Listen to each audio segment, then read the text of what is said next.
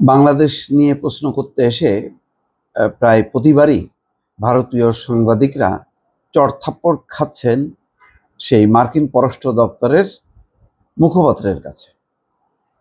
কিন্তু তারপরও তাদের কোনো লজ্জা নেই। এবারও একই অবস্থা। বাংলাদেশ একটা ইসলামিক জঙ্গি রাষ্ট্র। বাংলাদেশের এই আইন শৃঙ্খলা পরিস্থিতি ভয়ঙ্কর খারাপ।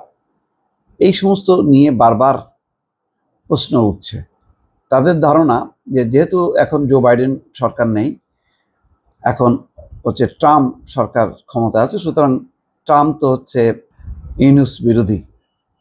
তো সুতরাং ট্রাম্প ইলেকশনের আগে কি বলছিলেন ওইটার সূত্র ধরে বাংলাদেশের বিরুদ্ধে মানে কথা বের করা যায় কিনা, সেই জন্য বারে বারে সেই প্রশ্নগুলি আসছে।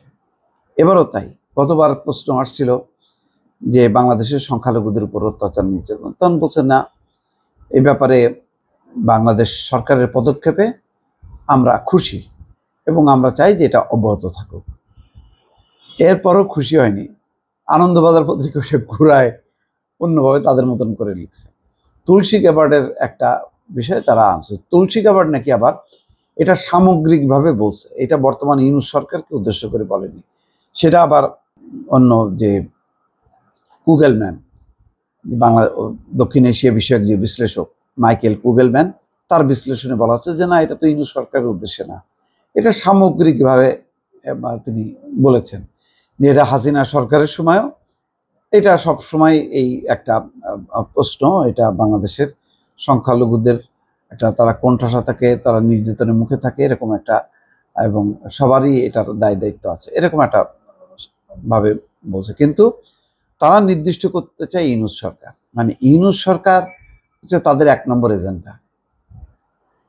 হাসিনা যেমন কোনোভাবে ইউনুসকে সহ্য করতে পারে না, ভারতেরও এখন মনোভাব তাই।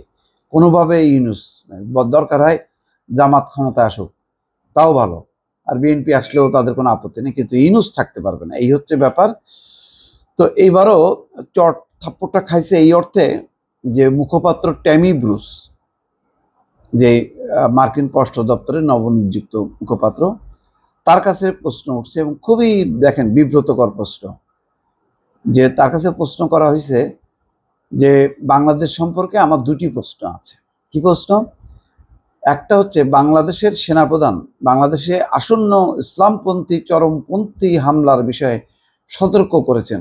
সন্ত্রাসবাদ দমনে যুক্তরাষ্ট্রের প্রতিশ্রুতির প্রেক্ষিতে বাংলাদেশকে আরেকটি আফগানিস্তানে রূপ দেওয়া থেকে বিরত থাকতে যুক্তরাষ্ট্র কি পদক্ষেপ নিচ্ছে, মানে বাংলাদেশের পরিস্থিতি মানে আফগানিস্তানে পরিণত হবে, সেটার থেকে কিভাবে নিবৃত করা যায় চিন্তা করছেন?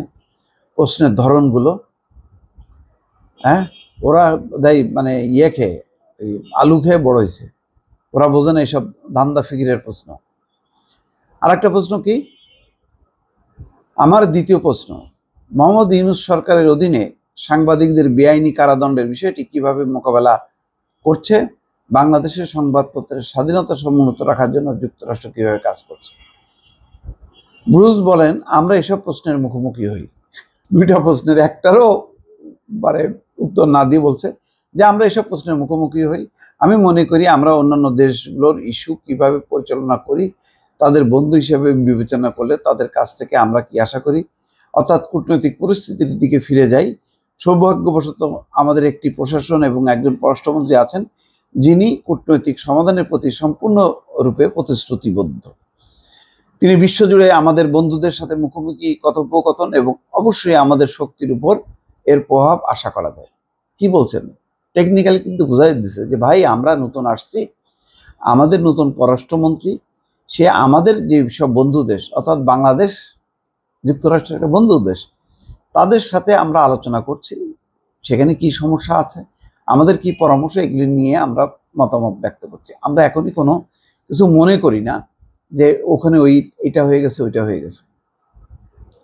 আফগানিস্তানের সাথে বাংলাদেশকে তুলনা করা না, আল্লাহ কি বলবো, এদের ভাগ্য ভালো যে মুশফিক ফজল নাই ওখানে, তাহলে বুঝতো যে ওই ভারতীয় সাংবাদিক যে প্রশ্ন করতেছে ভারতীয় মুসলমানদের কি অবস্থা, ওই তার পাল্টা একটা প্রশ্ন সেখানে হইতে পারতো আর কি। দর্শক ভালো থাকবেন, আল্লাহ হাফেজ।